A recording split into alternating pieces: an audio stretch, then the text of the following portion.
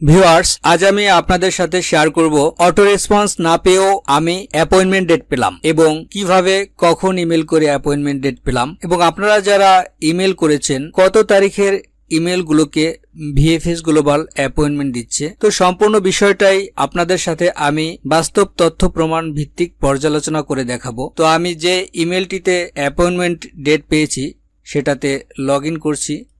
Viewers, দেখতেই পাচ্ছেন আমি আমার ইমেলটিতে এক্সিস্টিং আছি এবং আপনারা দেখতেই পাচ্ছেন আমি এখন ইনবক্সে এক্সিস্টিং আছি এবং সেখানে কোনো অটো রেসপন্স ইমেল নেই। work.appointment শুধু ইমেলটিতে একটি ইমেল আছে আর বাকিগুলো হচ্ছে গুগলের প্রমোশনাল মেল। তো আমি অ্যাপয়েন্টমেন্ট পেয়েছি, সেই মেলটার উপর ক্লিক করলাম। দেখতেই পাচ্ছেন আমার অ্যাপয়েন্টমেন্ট ডেট হচ্ছে জুনের 23 তারিখ। ইমেলটি করেছিলাম 31 তারিখের 9:21 AM মানে সকালে এবং সেটা আমি 4 এপ্রিল 11:53 AM মানে হচ্ছে সকালে আমি ফরওয়ার্ড করেছিলাম। তো আপনারা একটা বিষয় ক্লিয়ার হয়েছেন যে যদি আপনাদের ইমেল সেন্ড করার ক্ষেত্রে কোনো প্রকার এরর থেকে থাকে, যদি আপনারা সেটা মনে করেন তাহলে চাইলে আপনারা ফরওয়ার্ড করতে পারবেন, সেক্ষেত্রে কোনো সমস্যা হবে না। তো আরেকটা বিষয় আপনারা ক্লিয়ার হয়েছেন যে যদি কোনো টেকনিক্যাল ত্রুটির কারণে অটো রেসপন্স ইমেল না আসে তাহলেও আপনারা অ্যাপয়েন্টমেন্ট ডেট পাবেন। সেক্ষেত্রে আপনাদের কনফিউশনটা আশা করি দূর হলো এবং আপনারা এ নিয়ে আর দুশ্চিন্তা করবেন। আমি এর আগেও এ সংক্রান্ত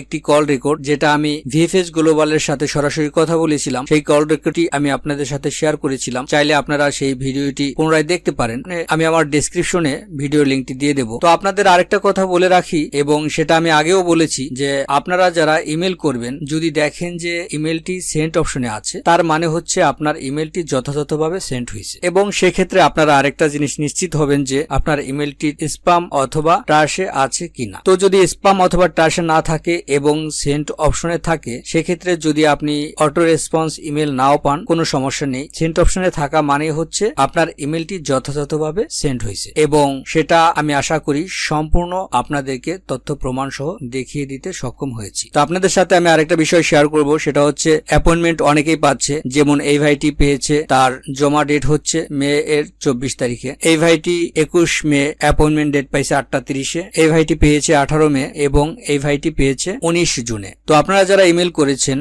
ভিএফএস গ্লোবাল কত তারিখের মধ্যে করা ইমেলগুলোকে অ্যাপয়েন্টমেন্ট দিয়েছে সে বিষয়টা যদি আপনাদেরকে বলি, তাহলে সেক্ষেত্রে আমি আমার কমিউনিটি ট্যাবের একটি ভোটের আয়োজন করেছিলাম এবং সেটাই আমি আপনাদের সাথে পর্যালোচনা করে দেখাবো। আমি আরেকটা ভিডিওতে দেখিয়েছিলাম এই যে আপনারা যে ভোটগুলো দেন সেটা কিন্তু আপনারা চাইলেই ফলাফল দেখতে পারেন না, তাই মনে করি আপনাদের এটা দেখানোর অধিকার রয়েছে। এখানে 108 জন ভোট দিয়েছেন এবং এর মাঝ থেকে 31 মার্চ হতে 5 এপ্রিল পর্যন্ত যারা ইমেল করেছেন তারা 61% হচ্ছে অ্যাপয়েন্টমেন্ট পেয়েছেন। 5 এপ্রিল হতে 10 এপ্রিলের মধ্যে যারা ইমেল করেছেন সেখানে 17%, 10 এপ্রিল হতে 15 এপ্রিল 5%, 15 এপ্রিল হতে 20 এপ্রিল 1% এবং 20 এপ্রিল হতে 25 এপ্রিল 17%। তো ভিউয়ার্স, আপনারা দেখতেই পাচ্ছেন অ্যাপ্রক্সিমেটলি যেই তারিখে ইমেল করেন না কেন তারা র্যান্ডমলি অ্যাপয়েন্টমেন্ট দিচ্ছে। তবে এক্ষেত্রে এটা হয়েছে যে যাদের নুল্লস্তার ডেট কম আছে তাদেরকে আগে দিয়েছেন। সেটা আমি প্রথম ব্যাচের 25 দিনের প্রতি 5 দিন করে ভাগ করে একটা ভোটের আয়োজন করেছিলাম এবং